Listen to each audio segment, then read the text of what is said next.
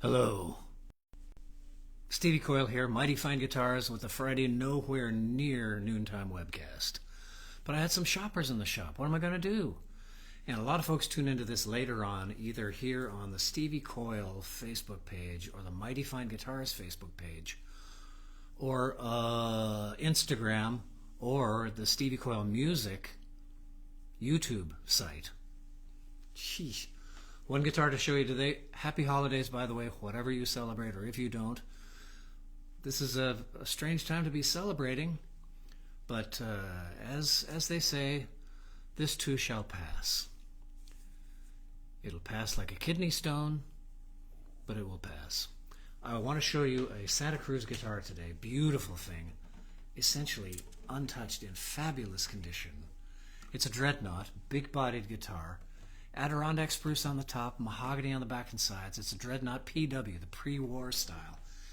And one of the ways, even if I was handed this guitar blindfolded, I would know it was a PW, a pre-war, because it's so light. The thing has been sprayed with anti-grav. Oh, let me check and make sure that you're there and that I'm there. Looks like it. Good for us. I think we're here. Good. All right. Play it for you. Come on in. Hiya, Mark. Jimmy. Espo, good to see you. Very good. And I'm going to sit back because this guitar is so damn loud.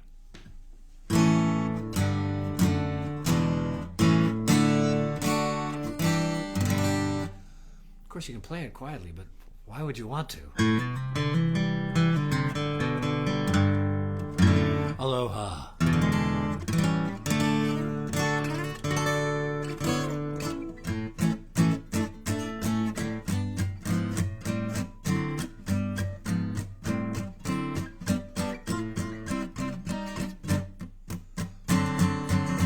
I got rhythm 1625, 1625, and 1 and 5 and 1. Oh, thank you. It's a dreadnought. It does what you expect it to do. It's big, it's loud, it's brash. It's mahogany back and sides instead of rosewood back and sides, so it's got this kind of punch to it. Not as huge in the sustain realm as a rosewood guitar would probably be, but the Adirondack top, which means very stiff, which means you can cut it very thin, which means it's very resonant. Lots of volume and power out of the top. Hi there, Alex. Hi, Paige. Hi, Joel. Tom Rebecca, what the? And Bob McKenna, very good. Look at all you folks. Thanks for hanging out, or not hanging out. Thanks for coming back. This is nowhere near noontime. This Friday noontime webcast is what it says on my copyright forms. On the trademark. But today it just wasn't going to happen. And even though I'm a fingerstyler, I pick up a dreadnought and I want to kind of strum.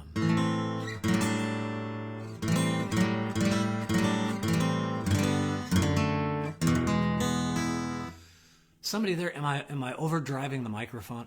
I say, am I overdriving the microphone with the guitar? It's so loud, and I know this microphone is very touchy about where it wants to be. People have asked about how do I get that good sound? It's easy. I have a Blue is the name of the company, the Raspberry microphone. It's a USB mic, which is to say it plugs into my phone. It takes power from the phone. Fantastic. And sends signal back in there to you, the listener, the consumer. Sounds good, not too loud. Good. Hi, Richard Peck. Good to see you.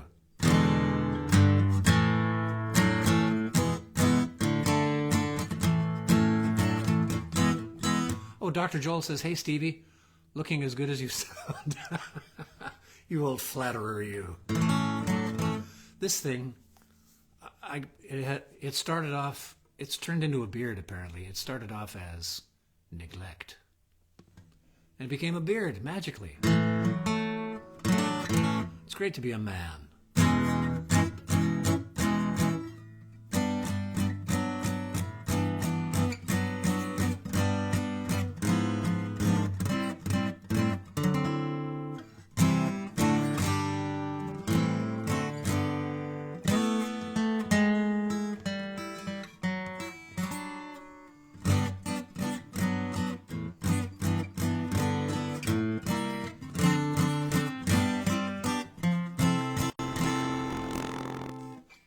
Terrific guitar.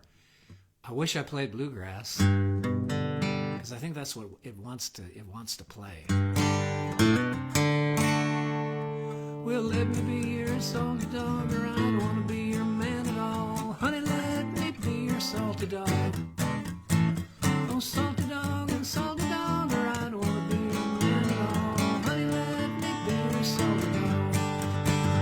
I was down in the wildwood sitting on a log, finger on the trigger and an eye on the hog. Honey, let me be your salty dog. Well, pull the trigger and the gun went blam. I got splattered with bits of ham. Honey, let me see. It's a true story.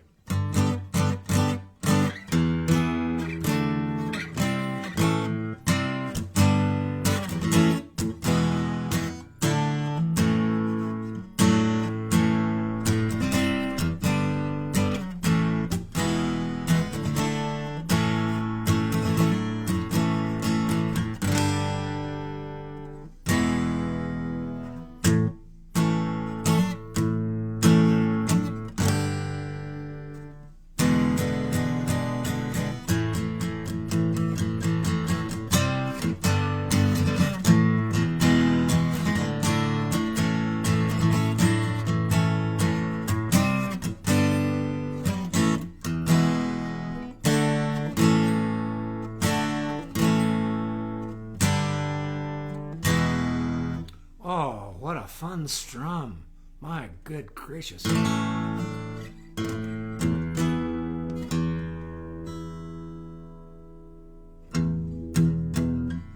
It's big. You know, a dreadnought is big. Everybody thinks, oh, lower bout is so wide. It's really wide across the lower bout, but it's also wide across the waist, which pushes it up on your lap. Now, if you can manage that, there's nothing like a dreadnought. Jumbos, you know, in the Gibson realm, the jumbo is kind of in the same neighborhood. All of that airspace inside, all of that, the giant air cavity, provides lots of volume and bass. And a dreadnought, of course, that's what it was designed for, was bass and volume. I perhaps have mentioned this before, but when dreadnoughts were first spotted by the general public, which was probably, I contend, it was probably in the cowboy westerns of the 1930s, the serialized cowboy westerns. They see on weekends, they say, good heavens, Gene Autry, what the hell happened, man? You were playing this nice guitar, it's about this big, about the size of a classical guitar. Now all of a sudden you're playing a giant, it must be a bass guitar. But wait a minute, no, there's Curly, the bass player. He's standing over there by the cactus next to the corral playing his bass. It can't be a bass guitar. But it was a really, really big guitar when it first came out. It's still a big guitar.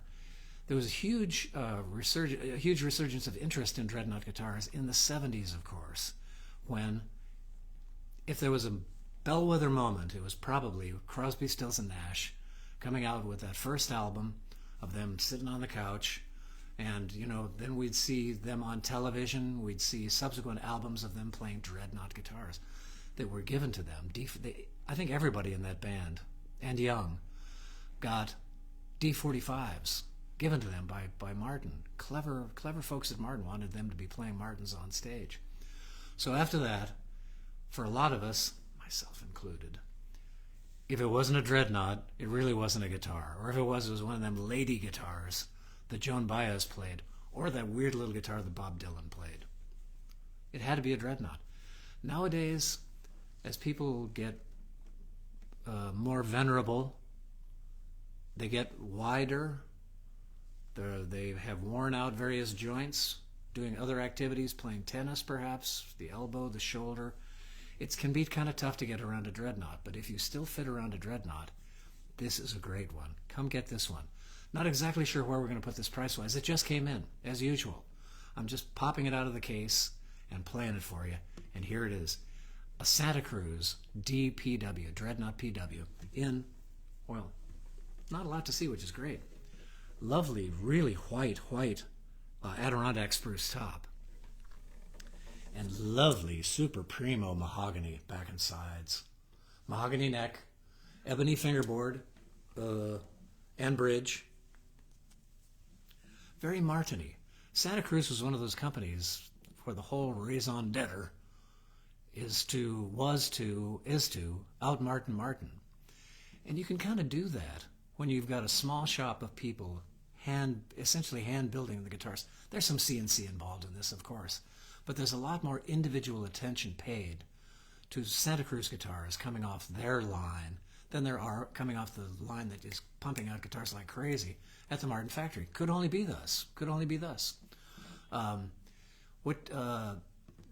of the great revelations of my life was going to the Martin factory. I had pictured old guys with beards and leather aprons. No offense, Tom, Rebecca. I had pictured that being the Martin factory. It was not. It was large 2-3-story rooms, fluorescent lit with robots, suction cups, pulling guitars off of a rack and spinning them around and doing all this stuff, lasers coming down. So when you're mass producing guitars, that's what has to happen. And of course, at the end, there's hand work done on the guitar. At the end of that tour, we went through the custom shop, which is where the old guys with the long beards and the leather aprons and working by lantern light, were working. And I thought, this is the Martin factory I had pictured. But it ain't. Not every guitar is like that. The gentleman, Dick Boak, was giving me the tour, and he said, I got to go do some stuff in the office, but you haven't seen the museum yet. This is years ago. You haven't seen the museum yet. Go through the museum and we'll meet up for lunch. So I went into the museum and my brain was just exploding because of all the great guitars over there. You turn left into the museum and there's that first Martin that was ever made in America with the Scrolly Stover headstock. And then there's the Hank Williams guitar, the Neil Young, and all this guitar and that famous guitar, all right there behind glass and insured to the hilt, I'm sure, and protected by alarms, and motion detectors and, again, lasers, who knows. In the middle of the museum, you can kind of sit and relax a little bit. And so I was sitting and relaxing, talking to these nice folks from Canada, and all of a sudden there's a tap on my shoulder, and a guitar gets slid into my arms this way. It's that first Martin. Dick Boak has gone after that Martin. I thought I heard a little keys rattling on glass, and beep, beep, beep, beep, beep, an alarm being turned off. And a few seconds later, there was this guitar in my arms. And if you really want to see my brain explode, next time you're out on YouTube, check out, just search terms, I think Coyle and Martin guitar would get you there. And these Canadian folks had a little camera with them, a little video camera, and you can see me go nuts playing this first guitar, which, as you'll see in the video, I thought was just for display only. It's the Martin factory. Of course they're going to bring it back up to specs and make it a playable guitar. And they did, and it was wonderful. And so, next time you get a minute free and you're surfing around on YouTube, check out Coyle Martin guitar and have a jolly laugh. Let me say hello. Hey, Harold. Excellent. There's Bob. There's Chandra Sharma. Very good. Guitar sounds more space sound. Okay. I'll work on that. And there's Larry Pattis. Very good. You know what? Comments and questions. Let me play the guitar for a little bit for you just so you can get an ear ball on it. Clean as a whistle. The intonation is great. The action is really good. I think these are medium strings.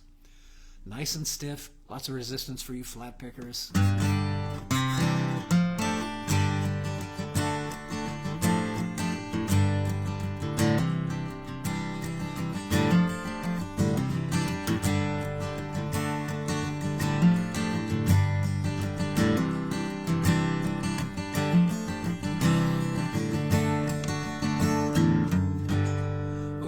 Bloom on that low string too, coming up to the G, which is the most important note on a dreadnought. Is that, I think. It blooms nicely. And a very true guitar. The tuning and the intonation are all really true, if you know what I mean. Sounds good, even up the neck.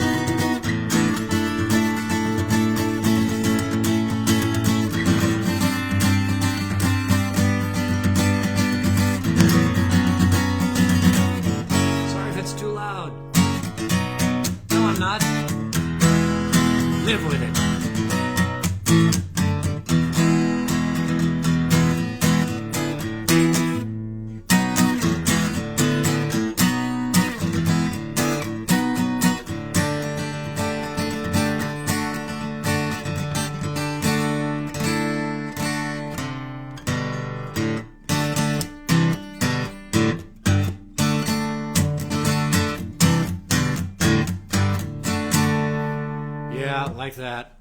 Come in and play it. I'm in Lafayette, California. If you can't get here, hit me up online and we'll set up a session like this. You can hear any of these guitars get played by me. Sorry, that's your option. But if you're close enough to come play the guitars, I'm in central Lafayette, if there is such a thing. And I suppose the downtown area of Lafayette, California, which is one of those towns you drive through between Berkeley and Tahoe. It's one of those.